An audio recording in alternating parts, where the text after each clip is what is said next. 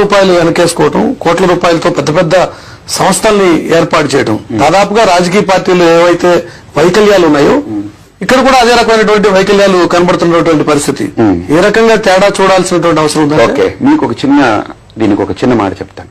ఓ రాజకీయ నాయకుడు ఒక 10,000 కోట్లు సంపాదించాడు అనుకోండి, తన కొడుక్కి ఇస్తాడు, పెళ్ళానికి ఇస్తాడు. ఒక సన్యాసి కనుక సపోజ్ ఒక 5 కోట్లు పెట్టి ఒక వ్యవస్థ నిర్మించాడు, దానికి డబ్బు ఉందనుకోండి, తన కొడుకు ఉండడు, పెళ్ళం ఉండడు. ఎవరికి ఇస్తారు? ఎవరినో శిష్యుడిగా చేసి వాడికి అప్పచెప్తారు. అంటే ఇక్కడ నిస్వార్థమైనటువంటి విధానం ఉంది, ఇక్కడ స్వార్థ ప్రయోజనం ఉంది. ఒకటి. రెండోది, కోట్ల రూపాయలు వెనకేసుకునేటువంటి స్వాములందరినీ కూడా పరిపూర్ణంగా సమర్థించదలుచుకున్నారు. సమర్థన కాదు, వినండి. ఇక్కడ స్వార్థ వైఖరి, నిస్వార్థ వైఖరి.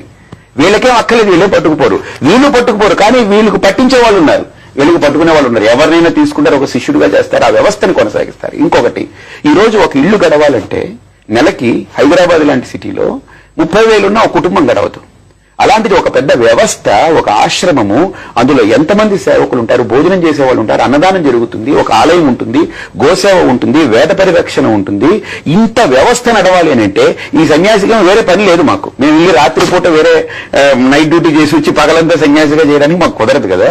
మరి మాకు ఏమిటంటారు, మరి ఎలా నడవాలంటారు? ఇవన్నీ మీరా ఎవరిని ఇవ్వద్దంటున్నారు, మాగా ఏమీ లేదు. ఈ వ్యవస్థ ఎవరు నడుపుతారంటారు?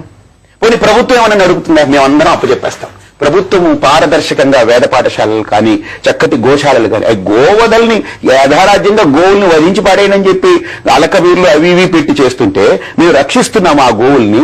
మరి వాటికి డబ్బు ఎవరిస్తారు? మీరేమో వద్దంటున్నారు, మీ దగ్గర ఉంచుకోవద్దంటున్నారు, మీకు గోచి ఒకటి ఉంటే సరిపోతుంది అంటున్నారు. ఇవన్నీ పేచీలే, మాకు తెలుసు. గోచి ఉన్న వారికి ఇవన్నీ పేచీలే. కానీ ఈ పేచీలన్నింటినీ కూడా మేము ఎందుకు తగిలించుకోవాలి? మీరు తగిలించుకోవట్లేదు కాబట్టి మేము తగిలించుకుని ఏడుస్తున్నాం, మేము తగలడుతున్నాం. దాన్ని మళ్ళీ విమర్శిస్తే మమ్మల్ని ఏం చేయమంటారు? వదిలేయమంటారా? మీరందరూ చూసుకుంటారా? పోనీ మేము వదిలేసి హ్యాండ్ వాష్ చేసుకుని శుభ్రంగా సమాజంలో ఎవరింట్లోకి వస్తాం, పడుకుంటాం, వెళ్తుంటాం. చేస్తారా మీరందరూ? Is it ready? This society is ready or this government is ready to take up all our activities? ఇప్పుడు మరో చిన్న బ్రేక్ తర్వాత స్వామి పరిపూర్ణతో ఎన్కౌంటర్ కొనసాగుతుంది.